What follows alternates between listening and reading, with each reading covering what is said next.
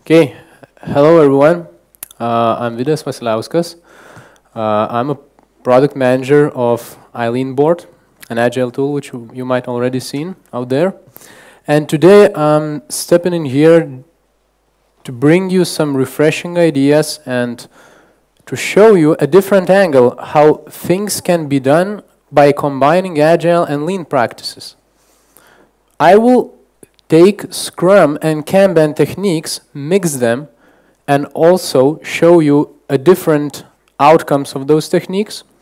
I don't want to assure you that I will bring some sort of a panacea, a cure for your process diseases, but the main idea is to open eyes and see how out-of-the-box things can be done. And, well, for a proper introduction, I myself started career as a developer. I've been through all the stages of product lifecycle, project lifecycle, worked in various companies, seen different approaches to task management, team management, and now I am working with a lot of clients worldwide and talking them, consulting, getting knowledge about their feedback and work. And what I've seen in smaller teams, in startups and other companies that relate to that, is that there is a particular need of a simplified process, of a smaller framework, or more comfortable features. So why you should listen this? At first, if you are in a product development, if you are in a startup or you own one, if your team is less or equal to 8 people, this is due to Scrum guidelines. And there's a very good phrase by one guy from Amazon. Once he told, if you can't feed your team with 2 family-sized pizzas, then it's too large. So, well, it's quite a nice idea because more than 8 people, as you might encounter or experience, is hard to control. And these practices that I will talk about is for this number of people. And the biggest thing, why there are startups and why there are smaller teams and products, because uncertainty in startups is a daily thing. You can't plan too much ahead. All right, you have a roadmap, you have some technological solutions up ahead, but you can't rely on them at 100%. And things tend to change a lot. New competitors arrive, new technologies arise, and market situation changes, whatever. And of course, Agile and Lean, I hope that, well, could you raise hands? Scrum, Kanban users, basic Agile users. Okay, so there are quite a few of you, and that's good. So I made this quite basic, but I hope that everybody will understand. Now let's start with a simple comparison. For those who know Scrum, this will be even more valuable. I thought about how we could compare two way different methodologies, frameworks. Scrum is a huge one. It's a framework. It contains all of the layers in management, company, in team layer, the techniques. And Scrumban is a smaller one. But if we take our daily company cycle as a road, and we take our process as a cars, and the features like engine power and whatever, they will be compared as a highway for Scrum, with a large bus traveling with lots of people. It's doing good speed, it has a very efficient fuel consumption. And Scrumban will be a curvy mountain road, which has ups and downs. It needs pack of some power to climb up the mountain, then it needs some free ride down it. And of course, it has sharp edges, and you can't see far ahead. So that could be compared to those two. Now, in words, Scrumban has 2 goals. One goal is minimum delivery time. This is what matters the most in Scrumban because it offers you techniques that don't care a lot about surroundings, the context, but they push you into minimum delivery time, which is we get a task, we do it as fast as possible, we publish it, we deliver, we put it to end customer. And of course, the Kanban thing, the Lean thing that comes in is a fully loaded team. You want to have less resources and have them loaded pretty well. Because if you're in a startup, your team isn't too big enough, and you can't be a corporate company which owns like, I don't know, 20–30% of people that, well, aren't doing too much. Or if they were gone, you wouldn't feel a lot of impact. Now, features in there, it's event and demand based.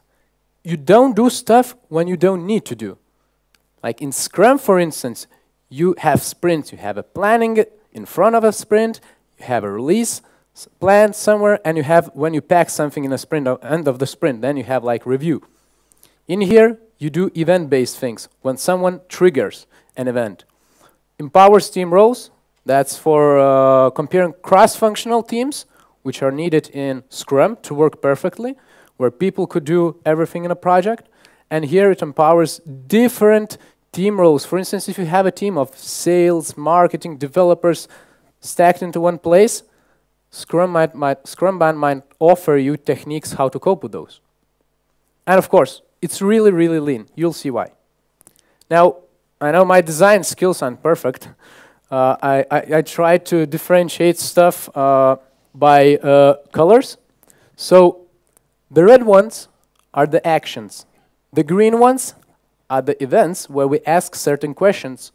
And the blue ones are just entities, which, well, are our context in daily basis. So in Scrumban, you do like in more traditional way where you plan something, you have a production cycle, but then you don't rely a lot on time or dates. You rely on certain questions, like we have a planning, we start working on it, and then when we do daily meetings, we can ask ourselves, do we need another planning? Do we have enough items for an upcoming week? Or for instance, do we have enough items to keep us occupied and still be in time to make another planning to produce new items? This is the thing about workload. We need to keep our team loaded and still waste as less time as possible for routines like planning, releasing, and so on.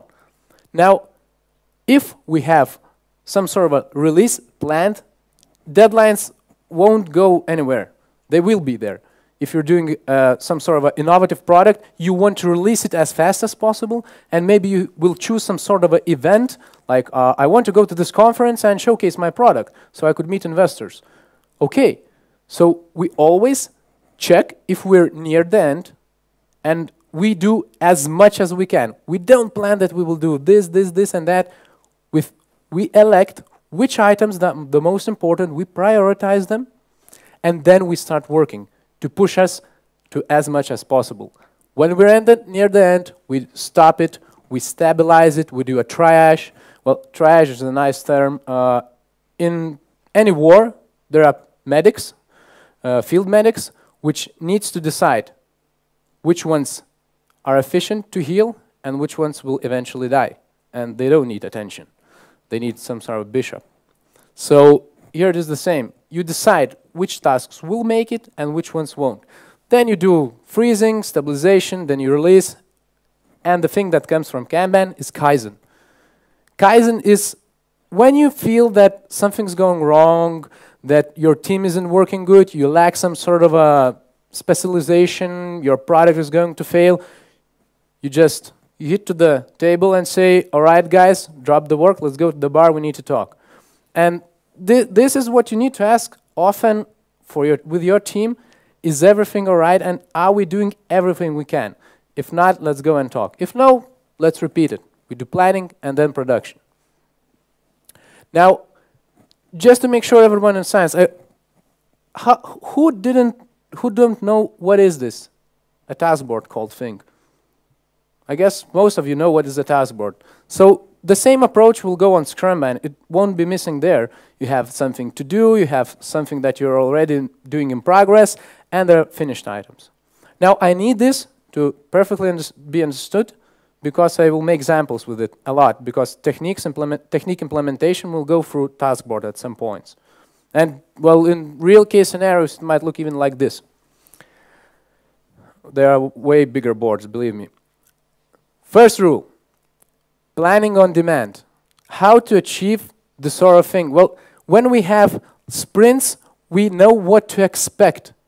Every start of the month, every 2 weeks, every 4 weeks, every 1 week, whatever.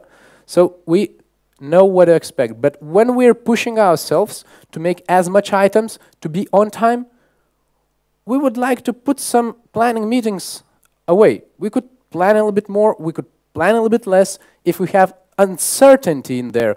We don't know. Well, there's like a going on research on a technology that could drastically increase our production time by using it. We could just plan small stuff that we need to prepare until that, and then postpone our next planning until that technology is released. It's a really, really basic example. But if we have a board, first of all, what we need to do, as in Lean and Kanban would promote, is limiting your workflow. Putting a number on production column, on work in progress. Why? Because your process is as fast as your slowest part is. So we need to identify that part and put a margin on it. And it would mean not that you cannot do more. It will mean not more, not less. Fully loaded. For instance, here is a 2, this number, and it could mean a lot of stuff. Like we have only 2 engineers which can work on technical tasks. Or we have only 2 hardware machines, like we're doing 3D printing. And we have only 2 3D printers in our company. So we cannot push 3 tasks at the same time. We need to push them one by one and keep the things loaded so it could produce efficiently. When we're done with that, we need to introduce a new column because we need some sort of an insurance. Insurance that covers up us if we need to do a planning. We start working, we move items, and when we have an empty backlog, that's too late. We need to have insurance. So buffer could be the same size, twice the size, triple the size, whatever your insurance is. If you want to have like 3 days ahead, okay, we measure cycle time, we see how many tasks we can do through a 1 day, then we triple it by 3.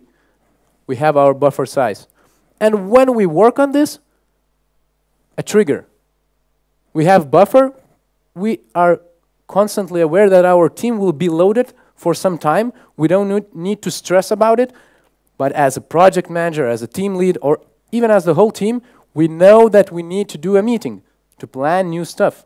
What we're going to do in our next iteration or what we're going to push on our next release. How it could look on a timeline.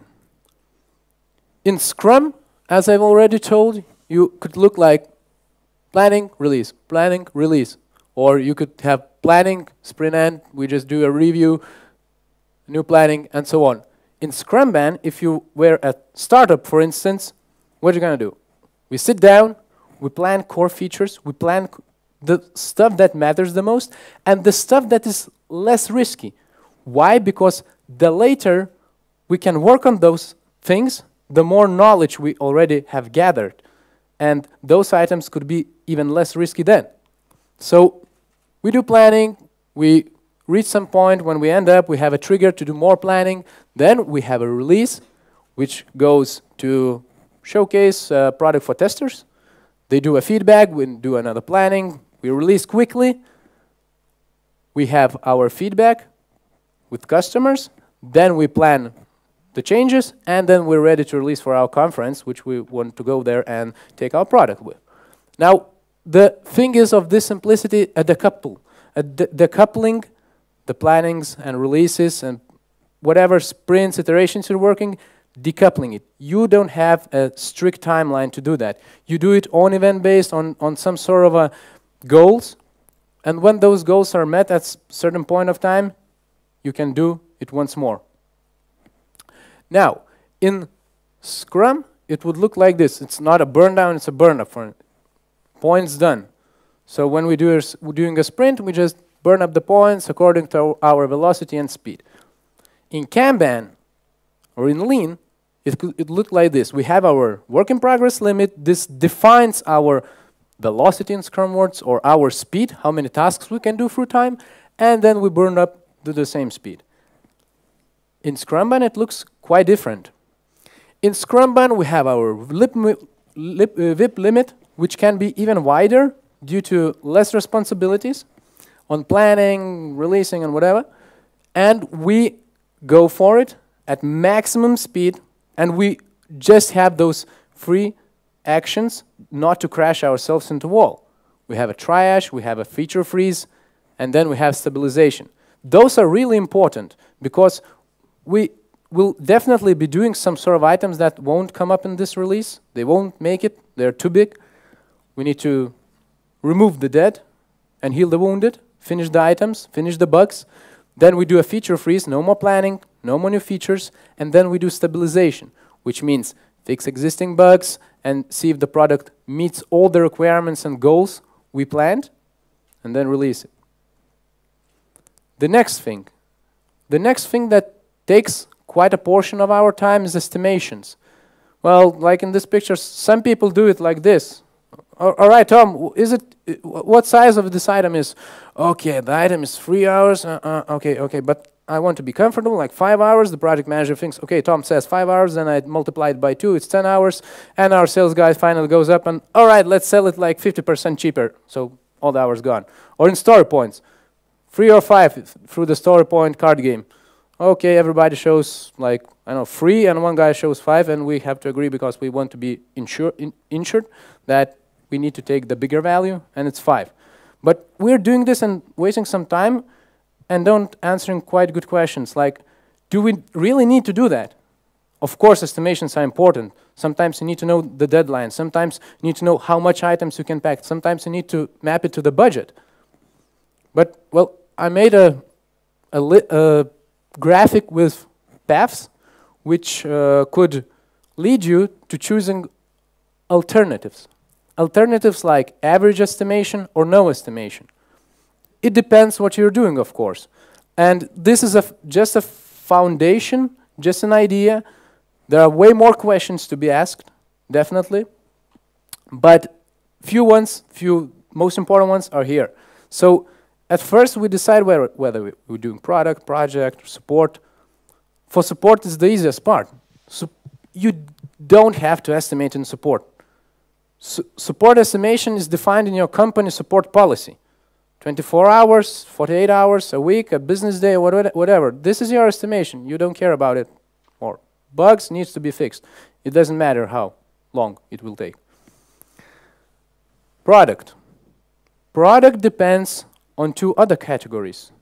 In manufacturing, well, it's hard to estimate small portions because you have like a huge system, a conveyor, manufacturing part of cars, and you just push a large number of items through it. And you could employ average estimations easily because you know how much time it takes to produce one item, then you have just assume, all right, one item, 1 day, 10 items, 10 days. That's it. In single product, this changes a little bit. First of all, you decide whether you want more features or you want more knowledge, and, well, you want to know when you will be done, if you will speed up enough and you will finish some particular items by the end date. If you choose features, you go to the next question. Do you prioritize by estimate? It means, well, some bigger items near the end of the sprint or iteration or release could be put away, and smaller items can take their place. So this is the value we can get from estimating. If not, no estimation. Just do as much as you can. Plan items, but don't estimate them. If you still do estimations, do it average. Don't spend too much time. You don't need that planning poker or whatever.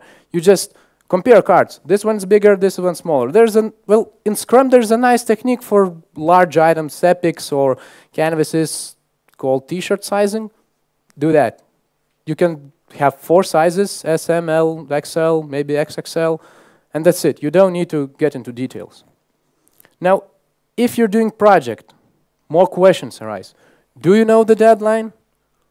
If not, do you need to know the deadline? If you need to know the deadline, or you need to say, all right, we will make this project by the end of the year, you do estimations. Sadly, there is no easy outcome of that. When someone asks you this question, this is the quickest path. You won't invent here something breakthrough. But if you don't know, if you don't need to know, you could rely on the last question as in product development and say, maybe we could do with no estimations also. Maybe we could focus our effort on items. So this is about estimation. It's, of course, not a panacea, but it's a thinking thinking of ideas, of different approaches, and my slides will be put on some sort of a sharing site like SlideShare probably, and you can just take a look again, and maybe you could drive yourself through this path. Now, what makes this estimations, planning on demand? There's a metric called lead time. A lead time is a metric where you create item and you deliver it to the customer. So the point when you start creating item and the point when you end by delivering it. Sorry. The cycle time is the production only period when your engineer, your machinery starts building something and when it finishes it. And the cycle time is the thing that matters the most because you're working on your process that is a production. There's, of course, in this lead time management, assure approval of items that could go in backlog or not, some sort of a idea brainstorming how we could make those items, planning each month, each week. If we do on-demand planning, we shorten on our estimation time, it will look like this. We will shrink our lead time because it's an utility time. It doesn't create a lot of value. It creates value for the team. So if you answer those questions that you need some knowledge, you do estimation. But if you don't, you shrink that time and you focus on production. And cycle time is the only metric in Scrumban. You don't do velocity, you do cycle time. Cycle time is how fast you can deliver an item. How fast you can deliver similar size or different size item, but if you have only estimations, for instance, if you need to care about item sizes, you do those shirts, you can do coefficients on them. Now, there are always rules to control some sort. These techniques are a little bit loose without a control, so the same cycle time. Well, I won't call it rules for cycle time, they are more of a guidelines. So those guidelines will tell you, don't multitask. Those limits on columns also are all about multitasking. You can't allow multitasking because it's like you say, I'm working on 2 items at the same time. So what, you're doing batch switching? Like you get into context, you just get to know about the task, then you, all right, I will drop this, I will get to the next task. You need to get into the context, and when you need to move back, you lost the context you already knew earlier. So that in programming, that is called a batch switch. And there are certain rule to come up on this. It's from Kanban. An item called blocked. A blocked item means that you cannot produce it anymore. I was doing this website, and well, I had to get an exact design how the thing should look. I was already prepped with my backend, with my model, but the design was missing, and I cannot go on. Blocked. I put it away, but I move it back into the board start, not in the VIP. And then I switch to the next item. So it's just an overcome. Now, about resources.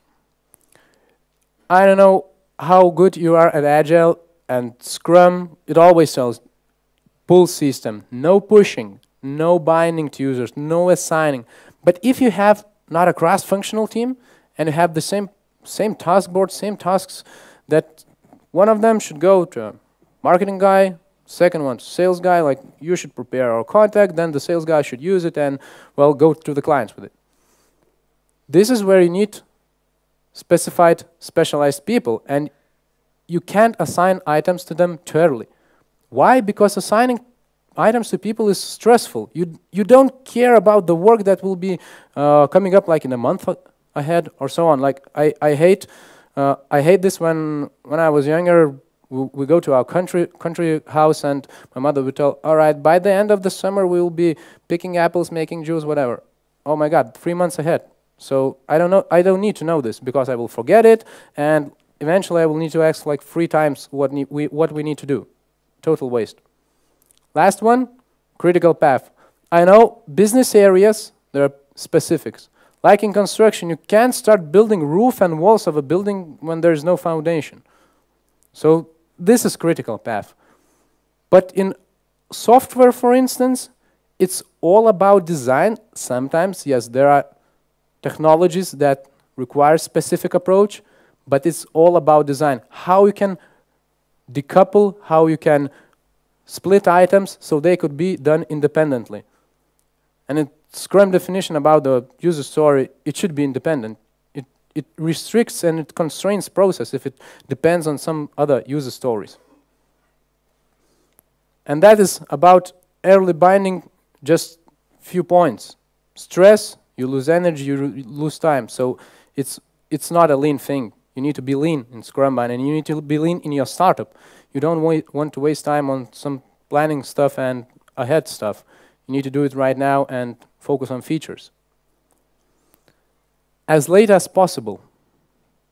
Yes, in Scrum, this thing also goes along with other techniques very well. Why? Because, as I already talked, when you gather knowledge, you can do stuff really, really well, and you can do it better than it could be done earlier. So you need to gather knowledge and put some items aside until they're ready, until you have gathered enough, or until it's possible to do them. Now, everything I've just told you goes to this technique. It's about pulling items, not pushing. And all the methodologies are about that. Frameworks, Scrum, Kanban. You can't push items. All right, John is doing good. He's a developer. He's making 10, 20 tasks a day.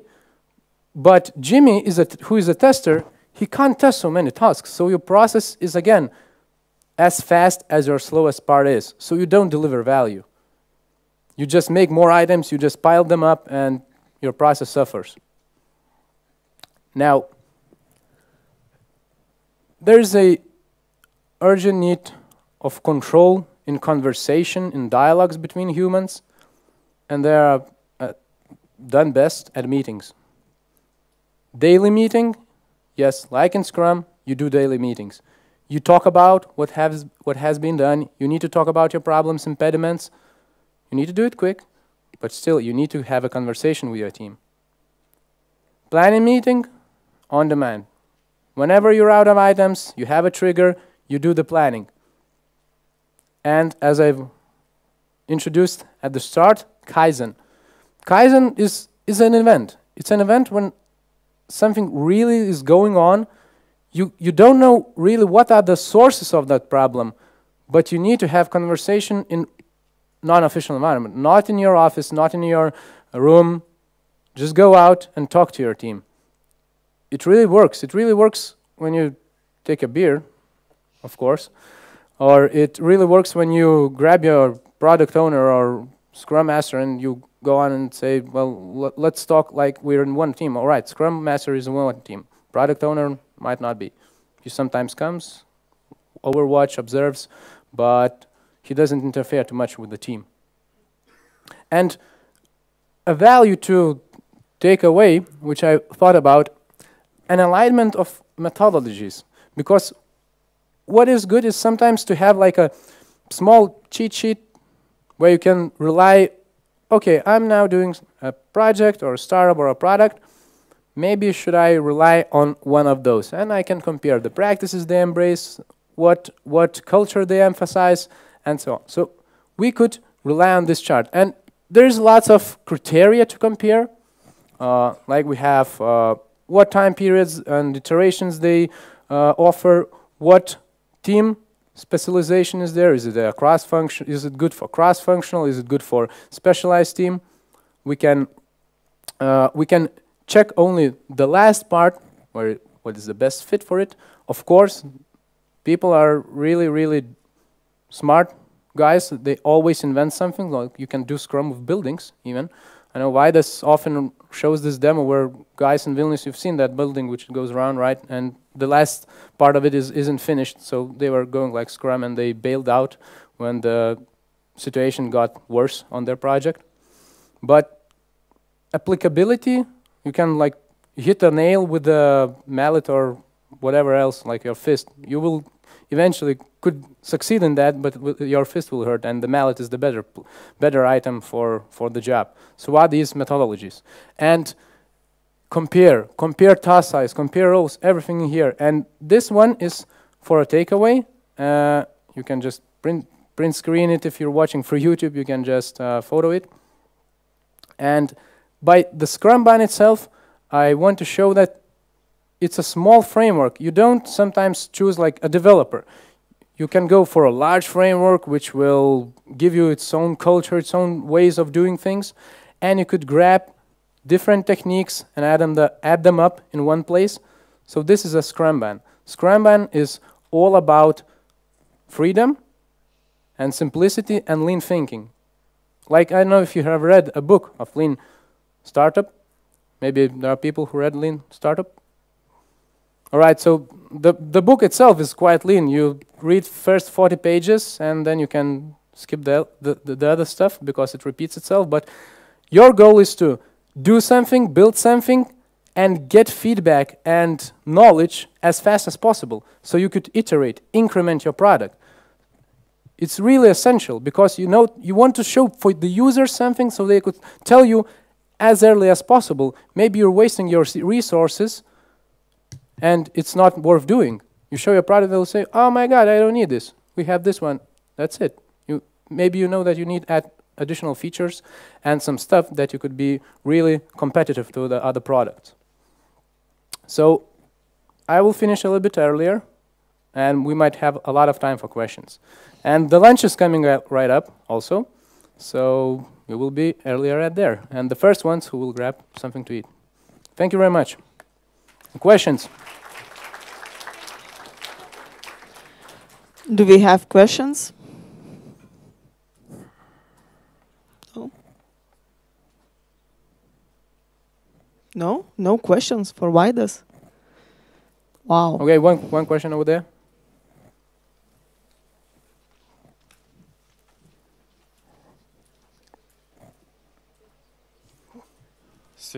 Hello. Hi.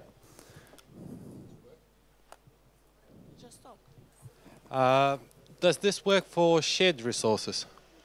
By shared, you mean like distributed people working on separate teams? Yeah, separate projects and etc. Definitely. Definitely. It doesn't restrain you because you will have your own events in different teams. Each team can have their own triggers, the demands they need. And if, for instance, what is the situation you're talking about? Like a product owner which is shared, well, or? You just mentioned that tell the resource about the task as late as possible. Yes. And what if that shared resource already not available at that time? That's a good question. So you need to know separate things on different teams. This works best on one team, but you could do this, but you need to talk about it. Those meetings are up there, and if you have a framework that requires additional attention layer, now you're talking about second layer. You have not one project, not one product, but already a portfolio of something. So you need to apply techniques of this Scrumban on the next layer. You need to meet, you need to do some planning on your portfolio projects. Then it will work. Do we have more questions? No? So, thank you, Vidas. Thank you. Here is a small gift for you. Yay, umbrella. Thank you very much. And